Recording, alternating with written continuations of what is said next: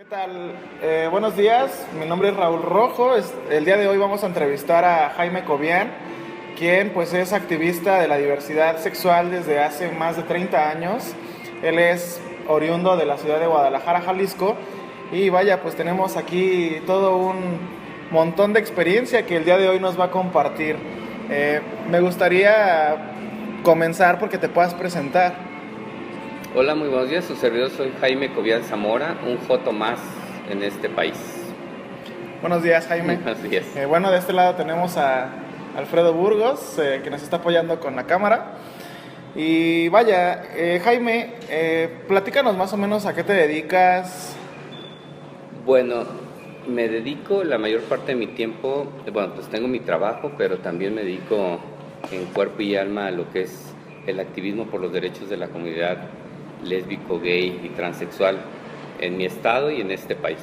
Eso es mi tiempo libre, lo que lo dedico, que es la mayor parte de mi tiempo. No me puedo acostar y levantar sin pensar en lo que me dedico, pues. ¿Qué fue lo que te impulsó a dedicarte a esta actividad que haces con la diversidad sexual? Mira, me impulsó el no entenderme a mí mismo, porque yo tenía ya 18 años y yo no sabía que era gay.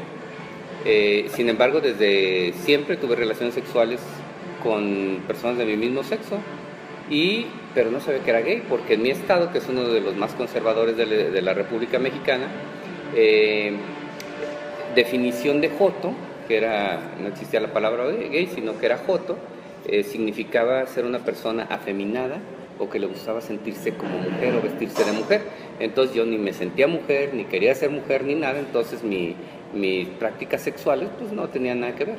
Y luego se definía que joto era aquel que estaba dedicado en cuerpo y alma a la cuestión de la sexualidad, y yo tampoco lo estaba. Entonces por eso no me identificaba. De ahí nace mi necesidad de entenderme cuando a los 18 años me iba a casar con una mujer y era novio de su hermano, de ella, y bueno, dije como que aquí algo anda medio raro. Era muy difícil encontrar un libro sobre sexualidad en mi estado. Por ahí en alguna de libros usados, una vez que vine a la Ciudad de México me encontré uno sobre sexualidad, comencé a leer y ya me entendí yo que era diferente, pues que era homosexual. Y de ahí parte inmediatamente mi búsqueda con organizaciones o con quien trabajara el tema de diversidad sexual, de derechos, y me encontré con una organización que se llamaba GOL. Yo quise entenderme más a mí mismo y bueno, de ahí sin pensarlo, cuando menos lo pensé ya estaba enrolado en el activismo gay. ¿Cómo? Pues no sé, pero ahí llegué y ahí me quedé, pues.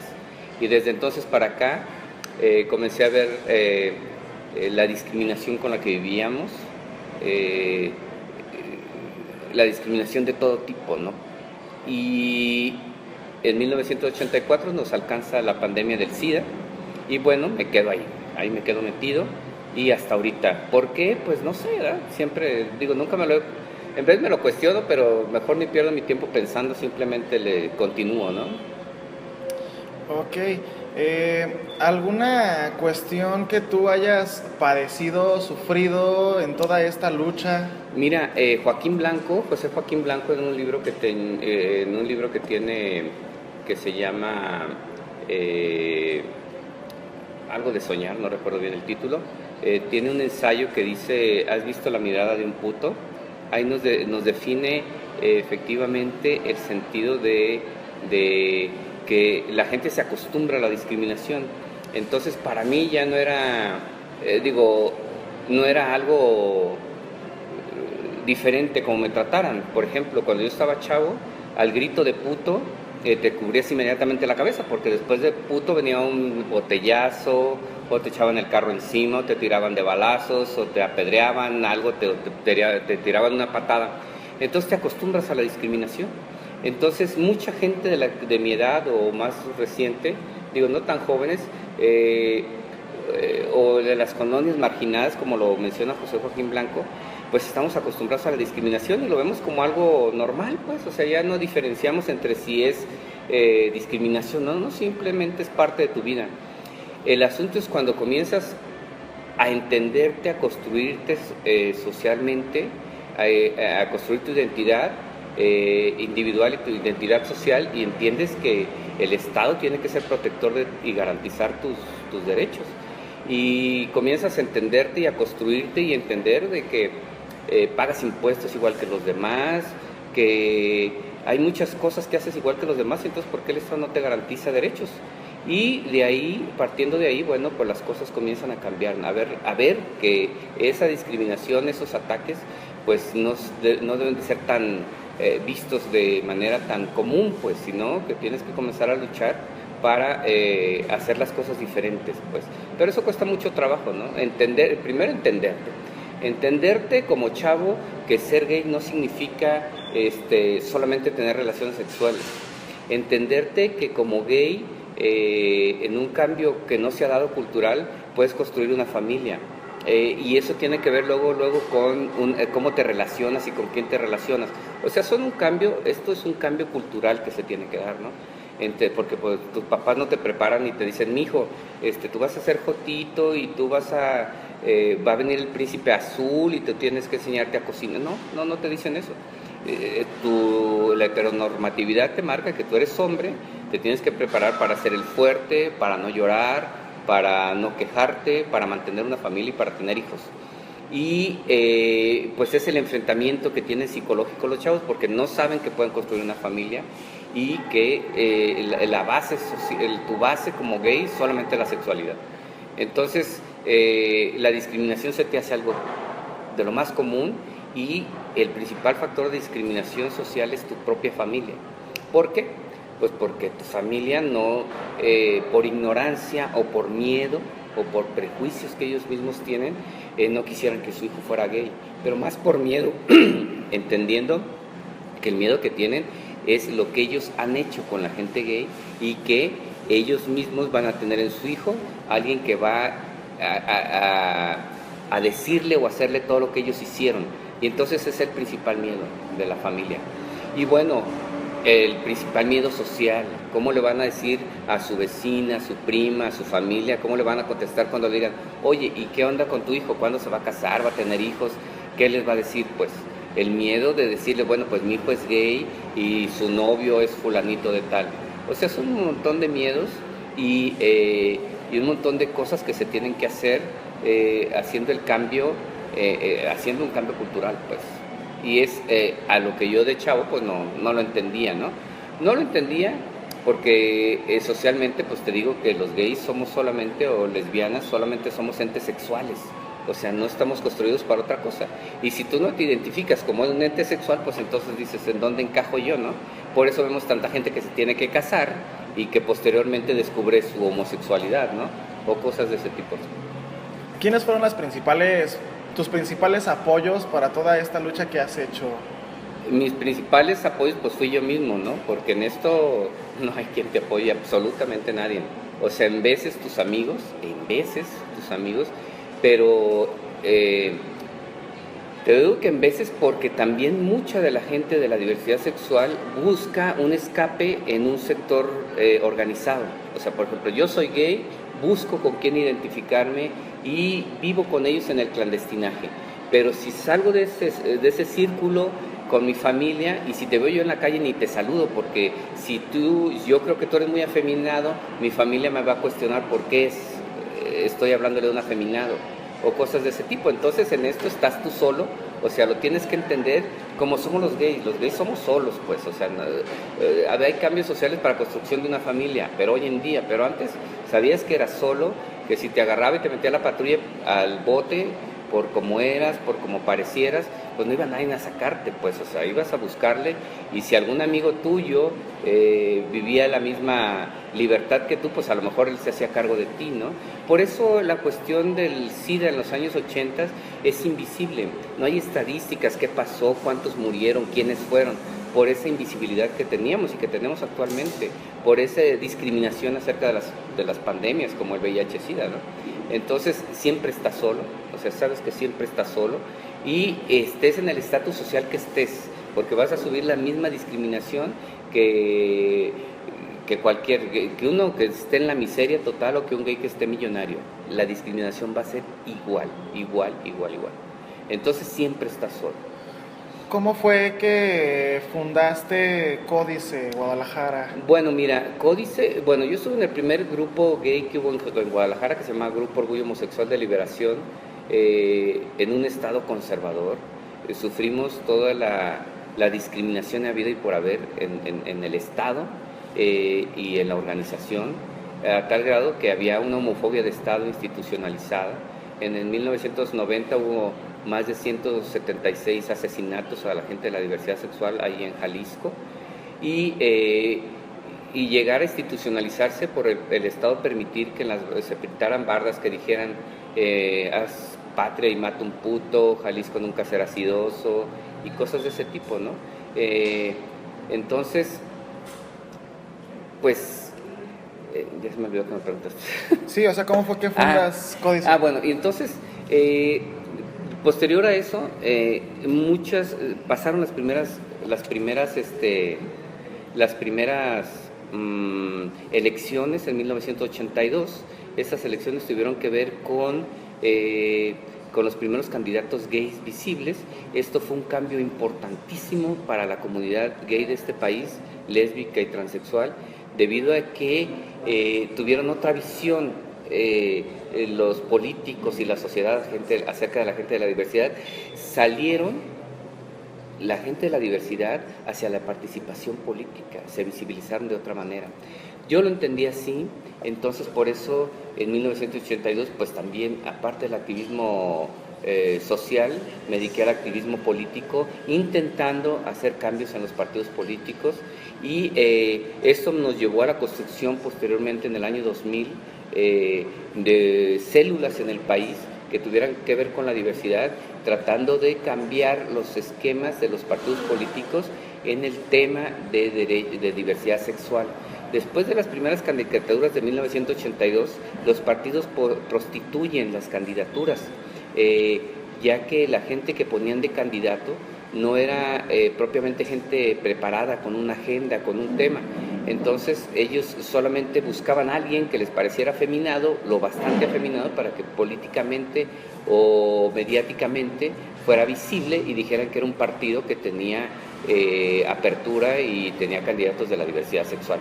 En el año 2000, cansadas las organizaciones de estar tomados en cuenta de esa manera, comenzamos a construir un frente con muchas otras organizaciones en el país, de feministas, ecologistas y todo esto, y construimos el Partido México Posible en el año 2002, y ahí construimos más de 60 candidaturas con una agenda, con un tema en específico. Terminado el proceso electoral del año 2003, nosotros nos quedamos, pierde el partido el registro, y muchos de los que participamos ahí nos quedamos con la inquietud de construir un grupo federado de la diversidad sexual, y a partir de ahí viene la construcción de Códice. Siempre fueron el problema de los recursos, la visibilidad y la represión en muchos estados, hasta que en el año 2007 fundamos Códice, y pues hasta ahorita, ¿no? Códice es una de las únicas organizaciones en este país que su visión va más allá de la cuestión sexual. O sea, aunque hacemos trabajo, bueno, son muchos esquemas. Haz de cuenta que las organizaciones de la sociedad civil, gays, lesbianas y transexuales, el Estado solamente les entrega financiamiento si es a través del CENSIDA. No hay otra posibilidad. Entonces estás encajonado que tendrás que ser organización de la sociedad civil, gay, lesbiana y transexual, y tu trabajo tiene que ser forzosamente en temas de salud. No hay otro financiamiento. Y no hay quien financie las organizaciones de la diversidad sexual. O sea, no hay, porque dicen, bueno, nosotros decimos, si estás viendo a un niño que tiene cáncer, a un jotito que tiene cáncer, pues mejor salvamos al niño que al afeminado, porque sepa Dios lo castigó o la fregada, ¿no? Entonces no hay financiamiento para las organizaciones y nos tenemos que encajonar en el tema de la sexualidad. Entonces, aunque Códice trabaja el tema de la sexualidad para recibir un financiamiento, hemos estado convencidos de que la incidencia en políticas públicas, la incidencia en partidos políticos, nos permite tener otra visión social. Y lo hemos visto, o sea, nosotros como organismo político fundamos también Alternativa Socialdemócrata, incidimos para que la agenda del partido tuviera que ver con la diversidad sexual, y este era un tema de ganar-ganar. Porque los heterosexuales lo que buscaban era que el partido tuviera visibilidad. Entonces los temas de la sexualidad o de la homosexualidad o de transexualidad son temas morbosos socialmente y que les ayudan a los medios de comunicación a venderse. O sea, por ejemplo, si ahorita dicen Peña Nieto mató a un niño, lo atropelló, o Peña Nieto violó a una niña, la más famosa y el tema más importante va a ser la violación de la niña y no que haya matado al niño. O sea, por decir algo, ¿no? Y para el tema de la sexualidad, los partidos políticos o los políticos no tienen que estar muy preparados, es un tema muy fácil. O están en contra o están a favor. ¿Por qué están en contra? Pues porque Dios dice que está en contra. ¿Y por qué está a favor? Pues porque hay gente y hay que ayudarla. Pues es bien sencillo. Entonces, ese tema de la sexualidad a los partidos políticos les daba reflectores gratuitos.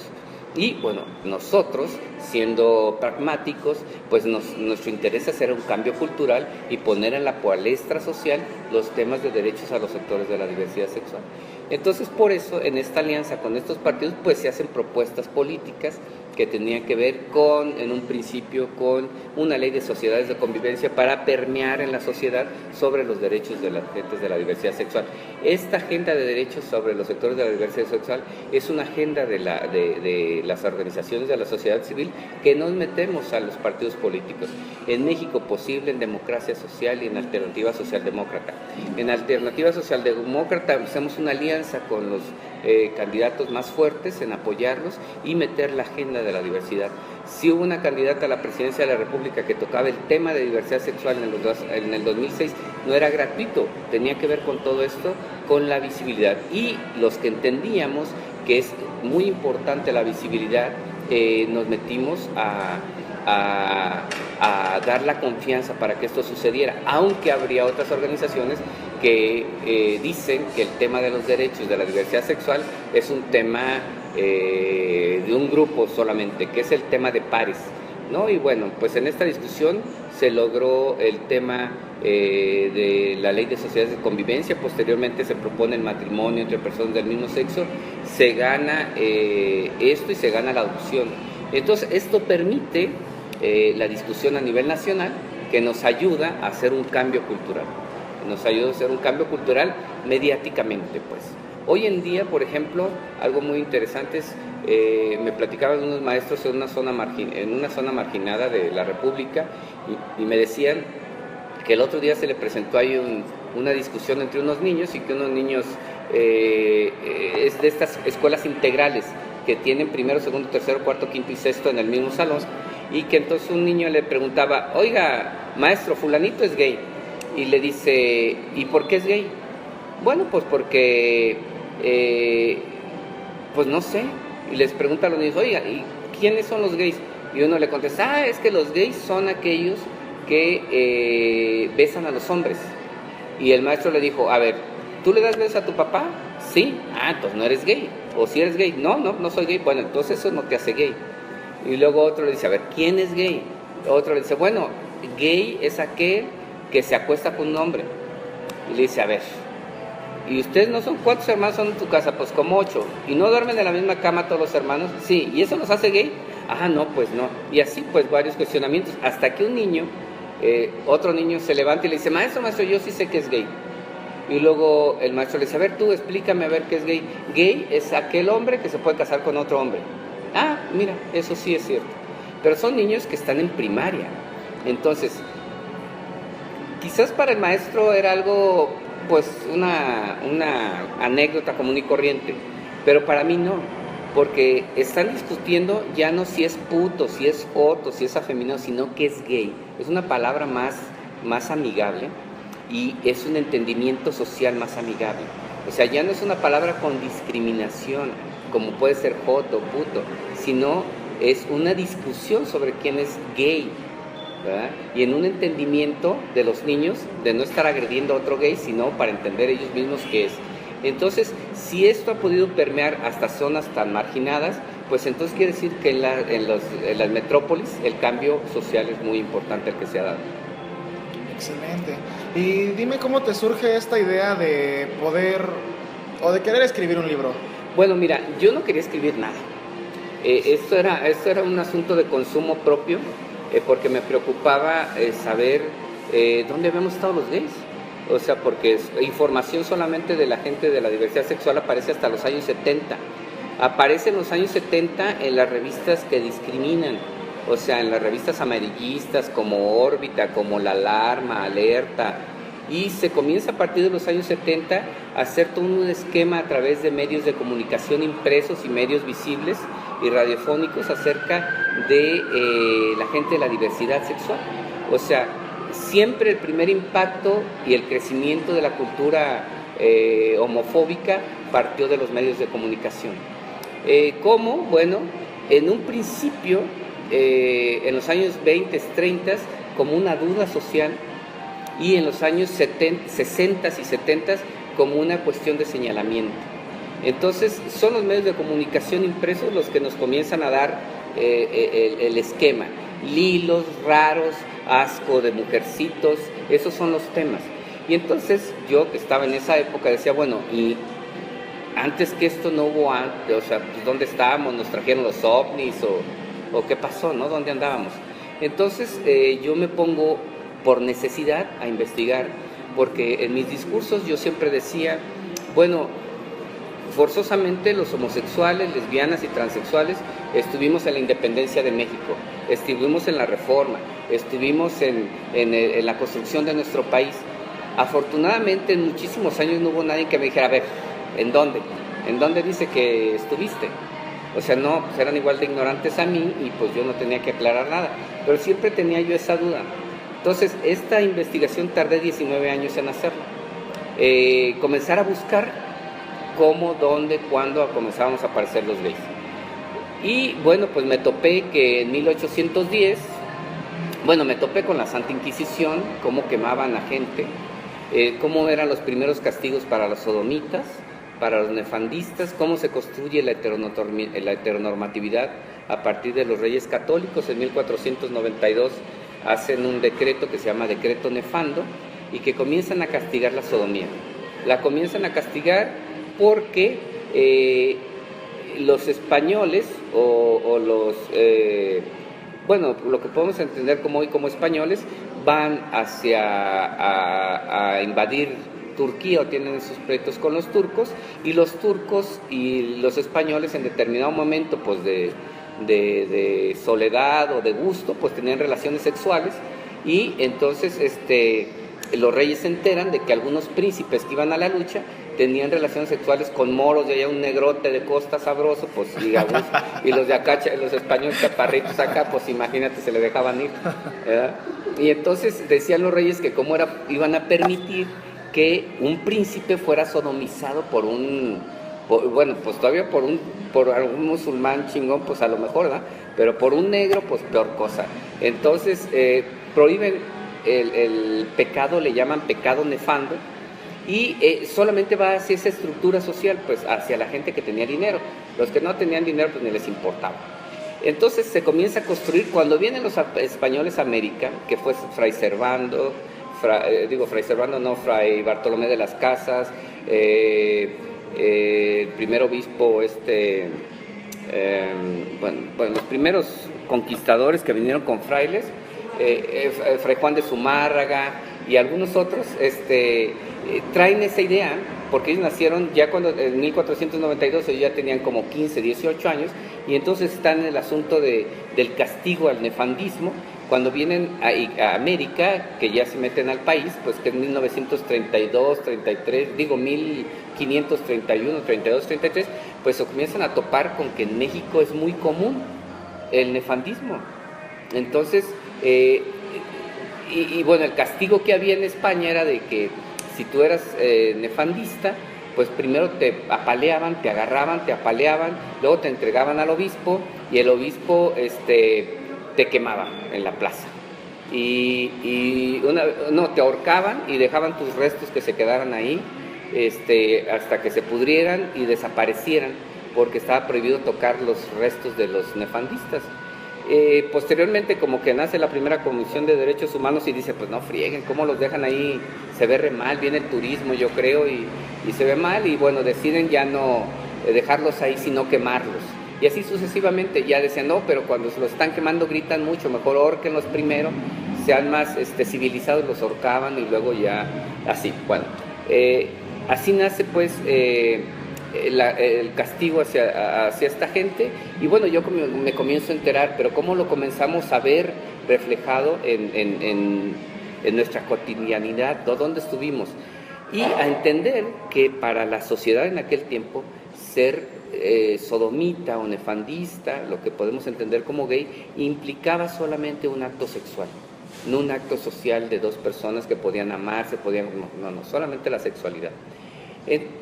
Entonces, en 1811 me topo ahí con un indulto del rey Fernando VII, y donde perdona a todos los insurgentes que estuvieron en contra de la corona, y le dice, bueno, ya aquí ya muere el asunto.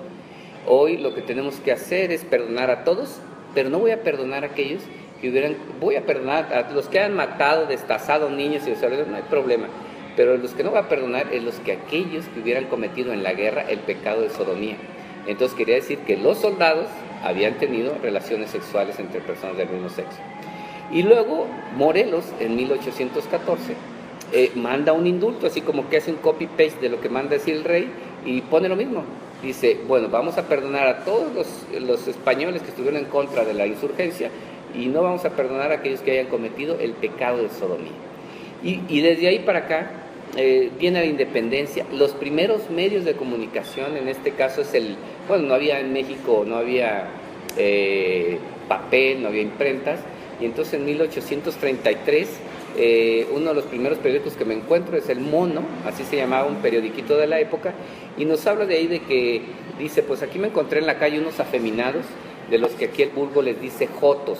Entonces habla de unos negros que andaban haciendo disidencia en contra de la corona en un restaurante, o sea que ya también están identificados los gays dentro de la política inmediatamente. Y entonces este libro lo que trata es de legitimar las exigencias sociales de la gente de la comunidad gay.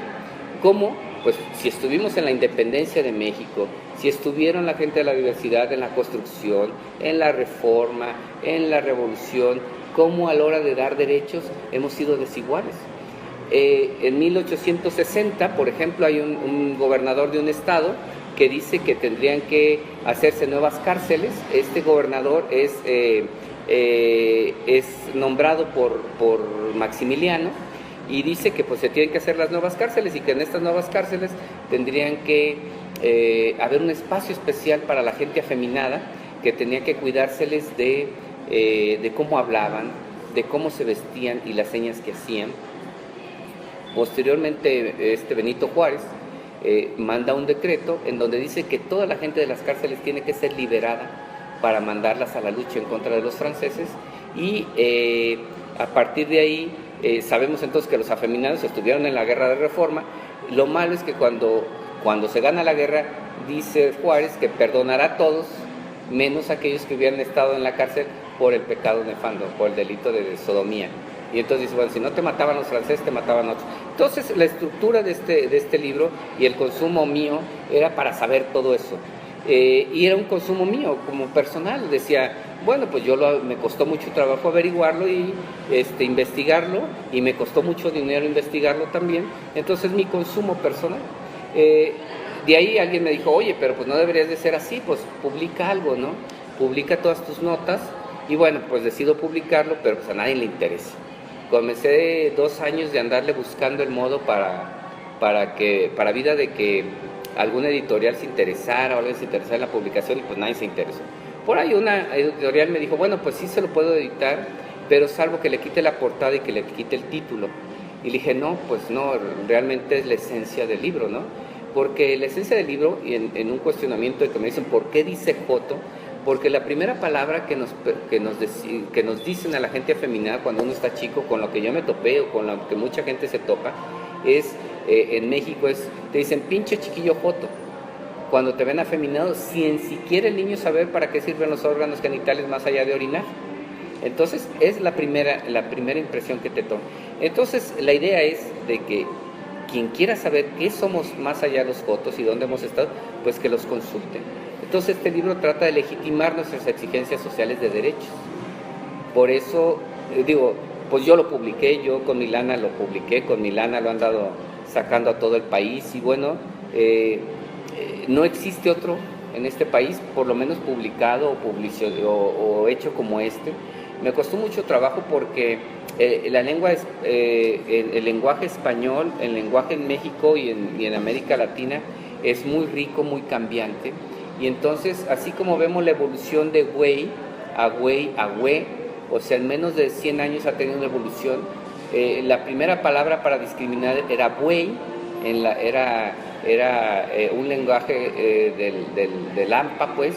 En las cárceles a una persona afeminada le decían buey, y de ahí viene el insulto de buey a güey, y ahora una palabra muy saludable para todos y que no importa sexo es güey.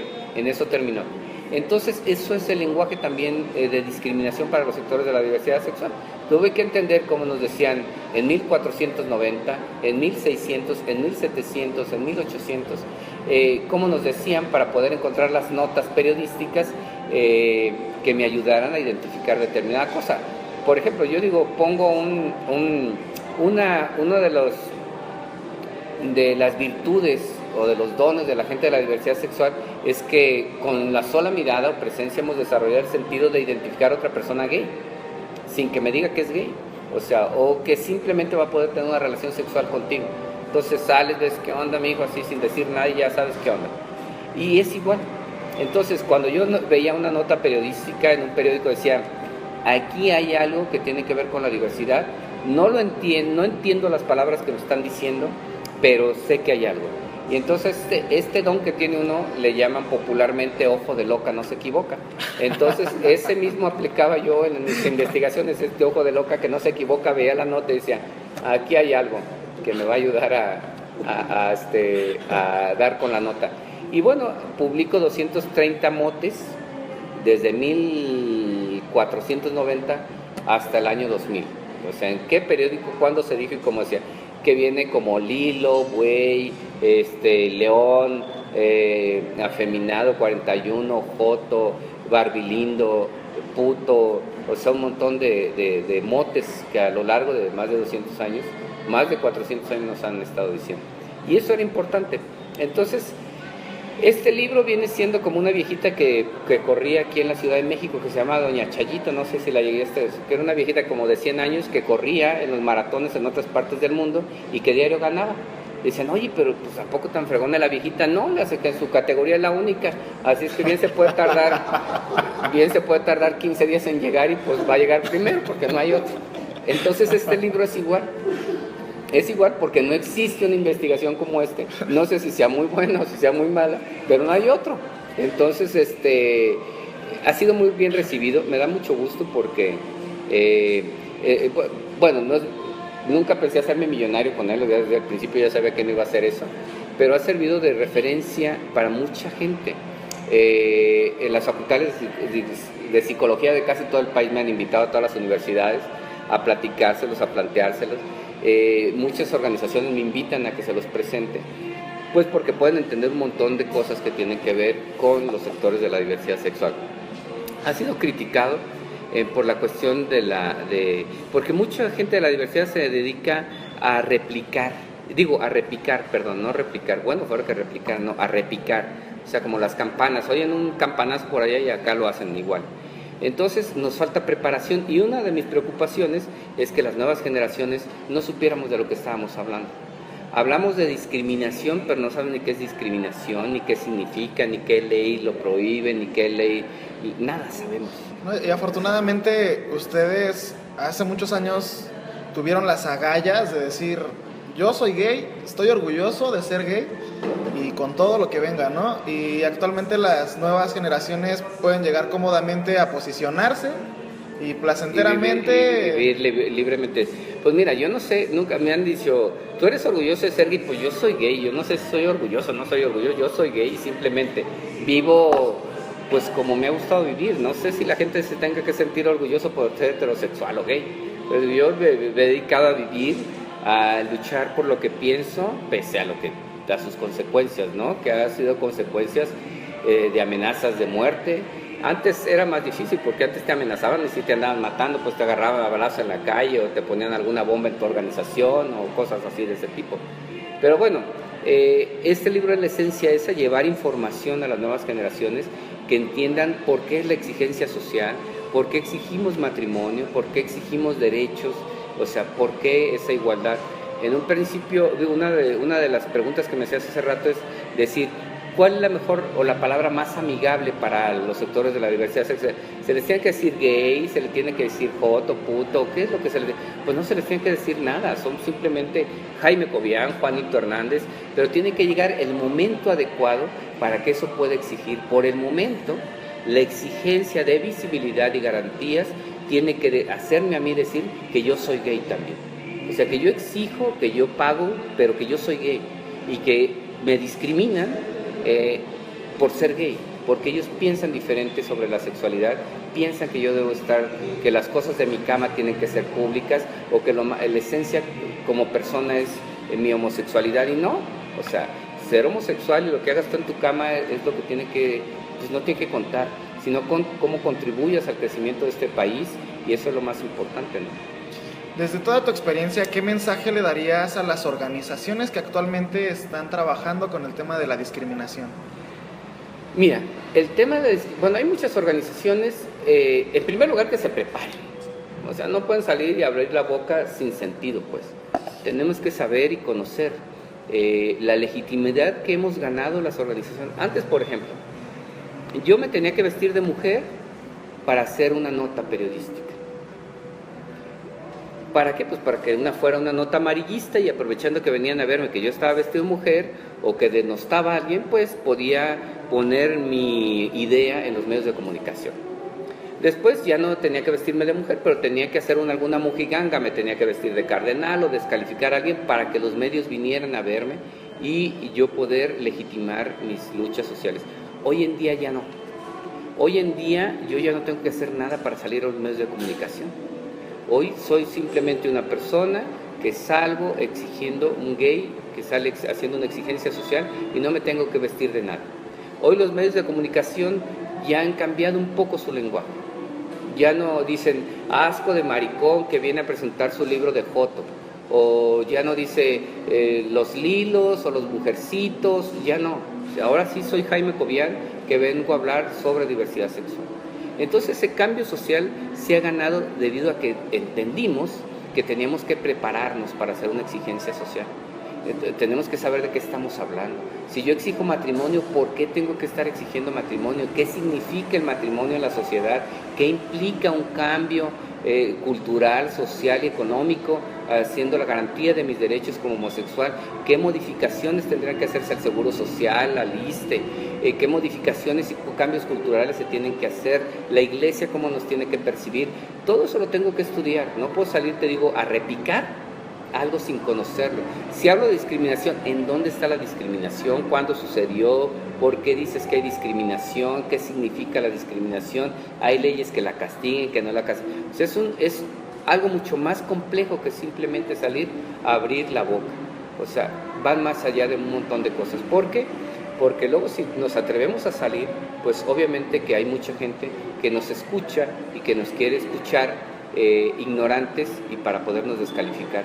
Entonces, estoy seguro que también el tema de las organizaciones que tiene que ser trabajo entre pares. Yo no puedo salir a defender a una mujer violada siendo hombre.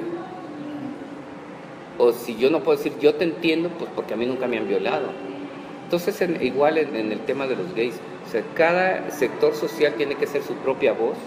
Si eres de Arqueto, Punqueto, si eres de la diversidad cultural, de diversidades sociales, tú tienes que ser tu propia voz, pero con elementos, con educación, con preparación, para que puedas estar a la altura de cualquier debate y hacer una exigencia inteligente. Esa es la principal idea. ¿Y qué mensaje le transmitirías a las nuevas olas del activismo? Bueno, que el activismo no tiene que ver con la sexualidad solamente, ese es lo principal, que nosotros debemos de entendernos como entes sociales y en miras de hacer una construcción social como familia. O sea, hoy yo puedo unirme con alguien para hacer la construcción de una familia, más allá de entender como antes que conseguir una pareja era alguien que iba a ser solidario conmigo en determinados momentos y que al rato nos mandábamos a la fregada y otro conseguía, no. Hoy en día tiene que haber una construcción social a través del matrimonio, de la adopción, de la exigencia de derechos. O sea, ese sería el principal aporte. Las organizaciones que están actualmente han sido rebasadas por la sociedad. Hoy en día hay muchos chavos que se interesan y que no encuentran eco en las organizaciones que existimos porque entienden que ser homosexual, ser gay, pues va más allá de el simple hecho de entender tu sexualidad o entender el VIH-Sida, ¿no? Entonces, a ver, no somos solamente sexualidad, entonces, ¿cómo eres una organización que me invitas a hacer un trabajo por mis derechos a través de la cuestión sexual si yo no soy una ente sexual nada más? Entonces, hay nuevas generaciones de chavos que no tienen que ver con los activistas que ya tenemos tiempo trabajando y que ese activismo está mal encauzado si estos nuevos valores de gente que busca identificarse con una actividad social buscan legitimidad con los que estamos ya institucionalizados, porque nosotros buscamos, nuestra organización como COICE no, pero muchas otras pues tienen temas diferentes, ¿no? Su tema es el VIH, su tema es la sexualidad y pues obviamente que el interés en hacer cuestiones de incidencia en políticas públicas que tengan que ver más allá con la sexualidad, que tengan que ver con educación, con partidos políticos, con ciudadanía, con incidencia en políticas públicas, con medios de comunicación, o sea, es algo mucho más amplio que solamente la sexualidad y ese es el mensaje, que se preparen para que puedan abordar todos estos temas en el entendido que dentro de no mucho tiempo la sexualidad en nuestro país va a dejar de ser del interés que hoy se tiene en día. O sea, va a llegar, porque las nuevas generaciones, los chavitos, no entienden la sexualidad como nosotros la entendemos. O sea, hoy le preguntas a un chavo, oye, ¿tú tienes relaciones sexuales? Sí. ¿Desde qué edad? Pues desde los 10 años, perfecto. ¿Y con quién tienes relaciones sexuales? Pues con una chava, pero tengo novio y la cuestión sexual ya es otro asunto. O sea, tiene que dejar la sexualidad de ser el motor esencial de un país, de una sociedad. Porque aunque el núcleo de la familia, la sexualidad es la que construye la familia en nuestro país. ¿Por qué? Porque si una familia heterosexual tiene 30 años conviviendo, si alguno de los dos piensa tener una relación sexual con otra persona o la tiene, en ese momento se termina. Por eso es la exigencia de fidelidad, ¿verdad? No es fidelidad en valores, no fidelidad en construcción, no fidelidad en solidaridad, sino en la sexualidad. ¿Cómo es posible que los entes inteligentes como somos los humanos basemos nuestra inteligencia en una relación sexual? Ok, para ir finalizando quiero que me platiques, ¿crees que Los Jotos ha sido tu obra maestra o viene algo más en camino? Bueno, mira, yo no, ni es mi obra maestra ni nada, porque yo no soy escritor, pues, o sea, es algo que yo escribí y ahí está, y pues no sé, a lo mejor está en puerta la segunda edición, con más, bueno, la esencia de este libro es legitimar también, esta exigencia social tenía que estar legitimada totalmente. O sea, quien quiera puede agarrar este libro, y así lo pensé yo, o sea, yo lo hubiera hecho de igual manera, en que si yo pongo ahí que en 1814 fuimos discriminados los sectores de la sociedad por algo, ahí viene dónde, cuándo, dónde lo dice, quién lo dijo. O sea, legitimar que socialmente sí hemos sido lo que yo estoy diciendo, hemos sido gente que ha construido este país, y ahí viene, y está legitimado. Lo que viene en camino es muchas otras notas que son del argot popular o son de heteronormatividades que se han generado. Y es el siguiente complemento. ¿Qué haga después? Pues no sé, en escribir, no sé si escriba más cosas porque no, te digo que yo no soy escritor. Y bueno, pues porque ya escribí, pues ya soy escritor, dicen. Pero la verdad que pues no, mi intención no es, mi rollo, mi vida, y no tiene que ver nada con haber escrito eso. ¿El haber escrito Los Jotos ha alcanzado los objetivos que tú tenías planteados? Pues yo no tenía planeado ningún objetivo, la verdad. Yo lo hice y ahí quedó. Pero fue agarrando un montón de cosas. Nunca he hecho nada pensando en que va a hacer un impacto. Simplemente he hecho lo que he sentido que lo tengo que hacer. Y si llega y logra impactar, pues que a todo dar. Y si no, no me frustra, ¿no? Yo creo que sí ha logrado mucho, porque ha sido... me han invitado a muchas universidades de todo el país y me siguen invitando, no nomás de México, de otras partes del mundo, del continente, perdón, porque no existe nada que nos hable de la historia de la presencia de los homosexuales, lesbianas, transexuales en la historia de los países, en la historia de México, en la historia de Estados Unidos, que no venga a partir de los años 70. Excelente. El Congreso. Pues bueno, quiero también que nos hables un poco del Congreso que estamos organizando. Mira, desde hace muchos años teníamos Rodrigo Rincón, que es un chavo que me ha acompañado por muchos años en el activismo, teníamos la idea de hacer hacer un congreso, pero las condiciones sociales no lo habían permitido. Hoy creemos que es el momento de hacer este primer encuentro que tenga que ver más con el trabajo que ustedes hacen, por ejemplo, llevar este mensaje de necesidad de organizarse a los chavos, de tener otra perspectiva y de estas nuevas generaciones comenzarnos a entender. En este país no existe información de cuánta gente gay hay, no existe información en políticas públicas específicas para estos sectores, no hay acuerdos internacionales que se hayan cumplido para estos sectores y que tienen que ver más allá de las cuestiones de la sexualidad y del VIH. Entonces, esta invitación a este congreso es para un análisis y poder reaccionar en determinado momento de manera conjunta en todo el país. Es su principal visión, darles herramientas a las nuevas generaciones sobre cómo actuar, qué hacer, cómo analizar, para después de este congreso, el tema ambicioso sería que en cada uno de los estados de la República se llevaran los primeros congresos estatales y los congresos municipales. Esa es la principal pretensión y esa es la principal invitación, a que vengan, que nos entiendan. Nos ha costado mucho trabajo porque, bueno, pues no tenemos recursos como organización civil y como te decía, pues nadie le apuesta a los jotitos difícilmente. Y bueno, pues esa es la pretensión, lo vamos a tener 24 y 25. Ha sido polémico en muchos sentidos el Congreso, ha sido polémico el libro, pero pues de manera positiva, ¿no? Y esperamos poderlo lograr, que así parece y así está planteado, y pues los invitamos a que se inscriban, a que manden sus propuestas y a prepararse, sobre todo a prepararse para poder ser entes sociales inteligentes y propositivas y constructoras. Ok, ¿nos puedes dar el espacio virtual donde la gente se puede registrar? Sí, claro que sí, es www.congreso2014.org.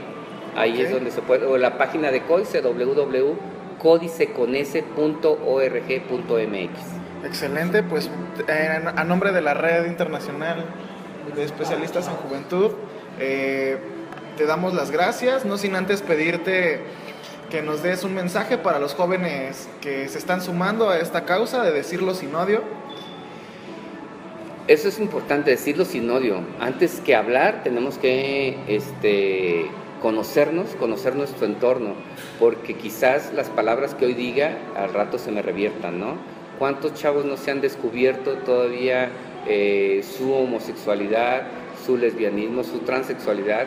Y si hoy están juzgando sobre algo y están hablando sobre alguien y sin entender su entorno, puedo estar yo dando una palabra de agresión, de odio hacia alguien y al rato voltear y saber que en mi hermana hay un gay, o que mi papá era gay, o que mi mamá era lesbiana, o que mi primo, o quien yo quiero, puede ser lesbiana, transexual, transgénero, o tener una cultura diferente, una identidad cultural diferente, hasta yo mismo. Entonces, en la Iglesia Católica, mucha gente, cuando se hicieron muchas peticiones para hacer exigencia en contra de los derechos de la gente de la diversidad sexual, muchas madres de familia decían: yo no puedo firmar un documento que vaya en contra de los homosexuales porque yo no sé si en mi casa hay homosexuales, o yo no sé si en mi casa o mis nietos, al rato mis nietos estén y yo haya presentado, me puedan reclamar, decir: a ver, abuelita, tú estuviste en contra de mis derechos cuando firmaste esto, porque yo soy lesbiana, yo soy gay. Y digo, ser gay, ser lesbiana no es nuestra esencia, somos más allá de todo eso, y por eso debemos de ser cuidadosos en lo que decimos y estar preparados para poder tener un lenguaje sin discriminación, que es lo más importante, y ser incluyentes. Excelente, Jaime, te agradecemos este tiempo infinitamente a nombre de nuestros compañeros a nivel nacional. Te agradecemos infinitamente y muchísimas gracias por el detalle del libro. Gracias a ustedes. Gracias.